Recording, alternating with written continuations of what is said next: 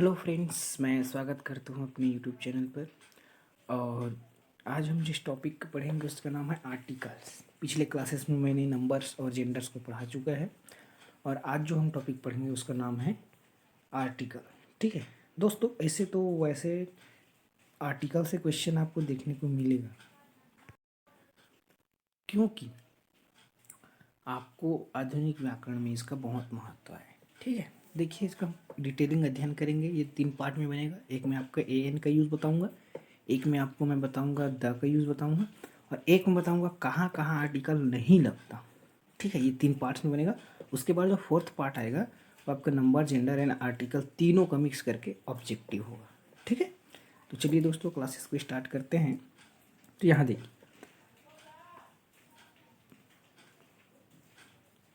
ठीक है, चलिए देखते हैं।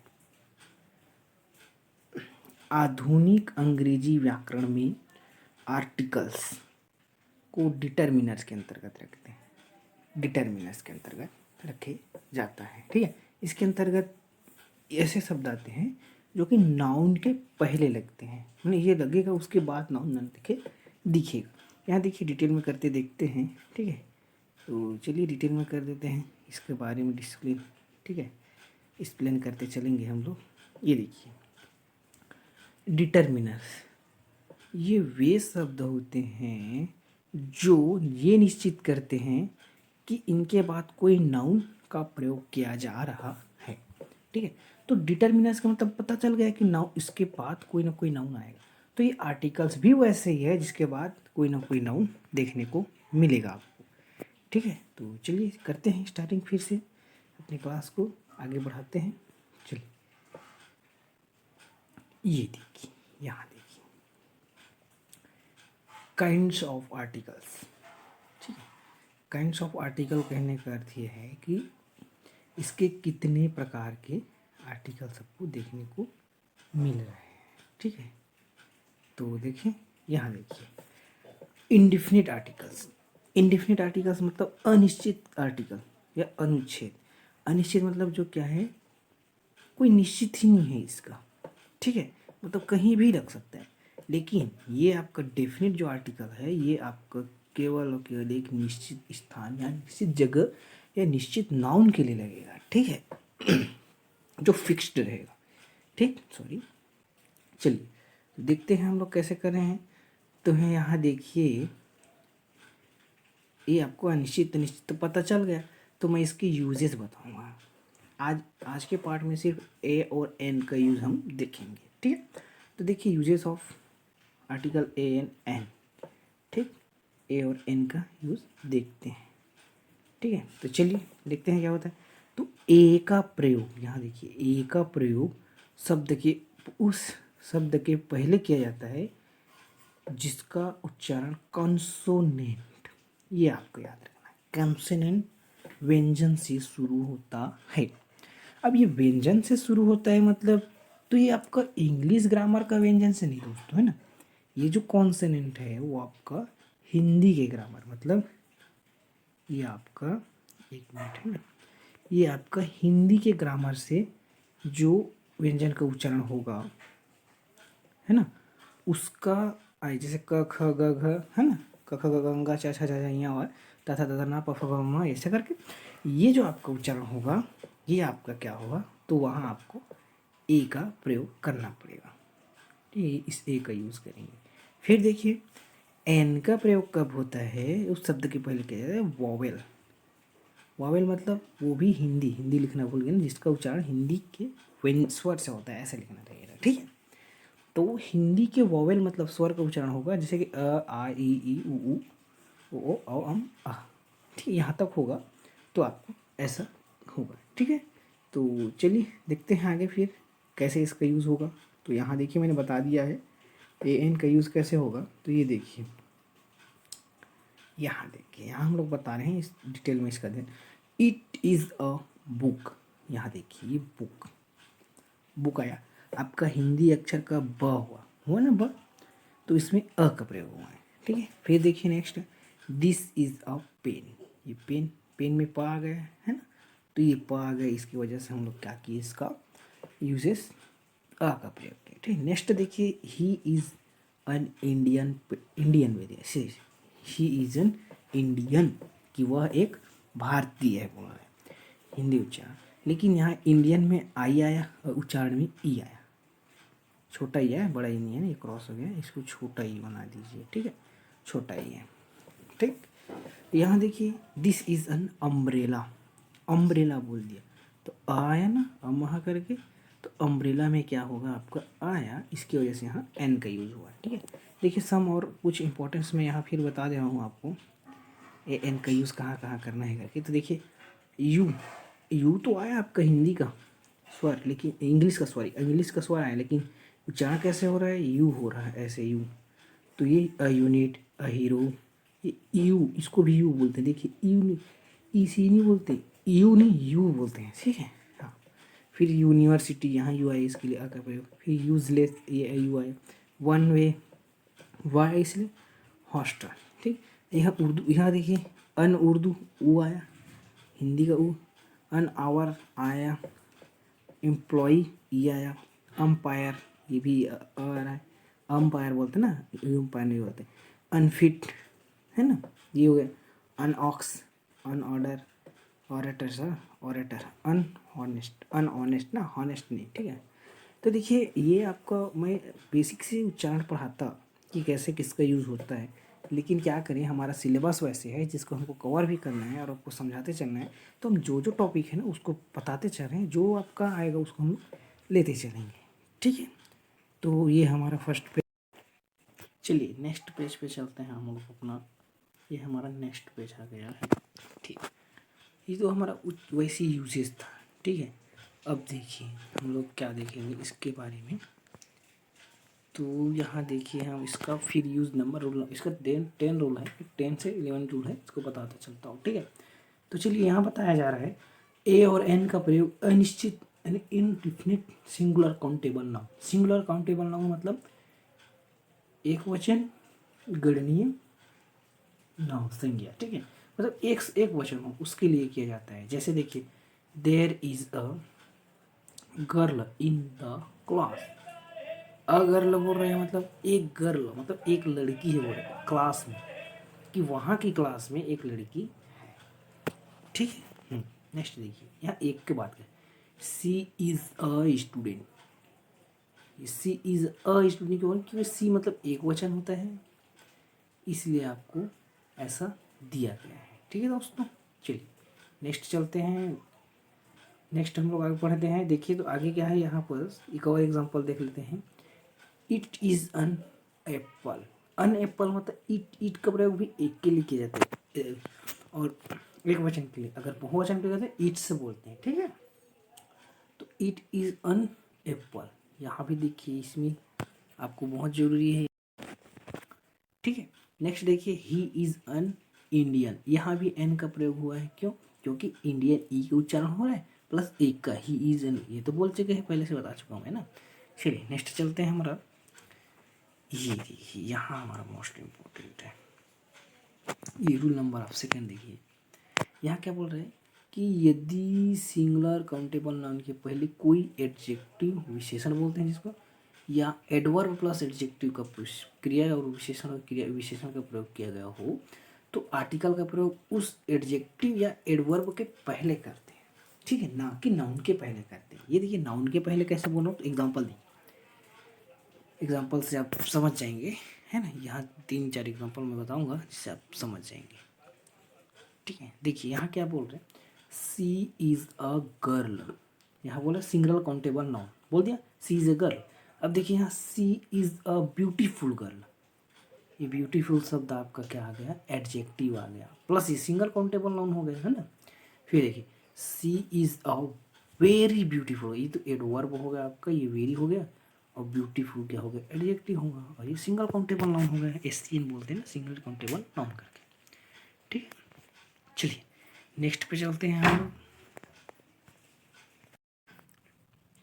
फिर नेक्स्ट चलते हैं। आप देखिए ए एन का यूजेस, सॉरी एक मिनट, ए एन का यूज, ए एन का प्रयोग संक्षिप्त शब्दों के पहले भी किया जाता है। देखिए संक्षिप्त मतलब जो शॉर्ट में होते हैं, B A, M S C, M com, D A, B D O, ADO ये सब के लिए, ठीक है। देखिए he is a BA but his brother is an MA ए। तो बी का प्रयोग हो रहा है इसलिए बी ए कर रहे हैं, और ए में ए मतलब ए आ रहा है, हिंदी का ए उच्चारण है, इसकी वजह से हम लोग क्या कर रहे हैं, एम ए मतलब ए आ रहा है इसलिए एम ए लगा रहे हैं, ठीक है। मतलब हिंदी के उच्चारण आपको देखना पड़ेगा, फिर आपको ए एन का यूज़ करना पड़ेगा, ठीक है। तो चलिए फिर देखते हैं आगे क्या हो रहा है हमारे क्लास में। यहाँ देखिए बहुत सारे एग्जांपल दिया हुआ है, दो चार और लिख दिया हूँ मैं, एनडीए बीडीओ है ना, एन एमबीबीएस करके, ठीक। आगे देखिए फिर रूल नंबर आपका फोर्थ क्या बोल रहा है। रूल नंबर फोर्थ के बारे में चलते हैं। तो रूल नंबर फोर्थ में क्या दे रहा है ये देखिए, प्रोफेशन व्यवसाय के पहले ए एन का प्रयोग किया जाता है। कोई भी प्रोफेशन हो, टीचर हो, कंप्यूटर ऑपरेटर हो, कुछ भी हो, उसके लिए प्रयोग किया जाता है। जैसे देखिए यहाँ पर ही इज़ अ कारपेंटर बोल रहे हैं, मतलब वह एक बढ़ाई है बोल रहे, कारपेंटर मतलब बढ़ाई बोलते हैं ना, जो लकड़ी का सामान बनाते हैं, ठीक है। हाँ, फिर सी इज़ अ नर्स, ये बोल रहा है कि सी वह एक सिस्टर है, सिस्टर मतलब नर्स बोल देते हैं, है ना। फिर देखिए राम इज़ एन इंजीनियर, यहाँ भी बोल रहे हैं इंजीनियर करके, वो ऐसा बता रहे हैं ना कि वो एक इंजीनियर है करके, ठीक है।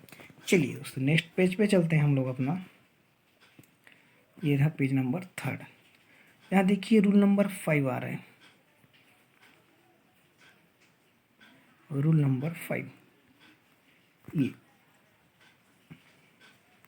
यहाँ देखिए, वन या एक के अर्थ में एन का प्रयोग होता है। जैसे देखिए कोई भी जो एक का अर्थ बोध कराता है उसके लिए होता है, जैसे कि आई हैव अ नोज बोलेंगे, एग्जाम्पल के लिए आई हैव अ नोज बोलेंगे, नोज मतलब मेरा एक नाक है बोलेंगे, ना कि एन द नोज ऐसे बोलेंगे, ठीक है। बोलते हैं द का प्रयोग हम करेंगे, जब द का प्रयोग में करेंगे तो बॉडी पार्ट्स में ज़्यादातर हम लोग द का यूज़ करते हैं, लेकिन मैं यहाँ आई हैव अ नोज क्यों बोल रहा हूँ, क्योंकि वो एक का बोध करा रहा है, ठीक है। आगे देखेंगे तो पढ़िए, देखिए क्या बोल रहे हैं, the cow has a tail, मतलब बोल रहा है कि गाय की एक पूंछ होती है ना।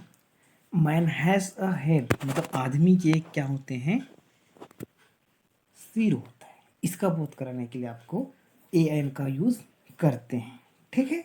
एक और है every state has a chief minister, मतलब प्रत्येक राज्य में क्या होता है, एक मुख्यमंत्री होता है। एक का बोध कराया ना यहाँ बस, ठीक है।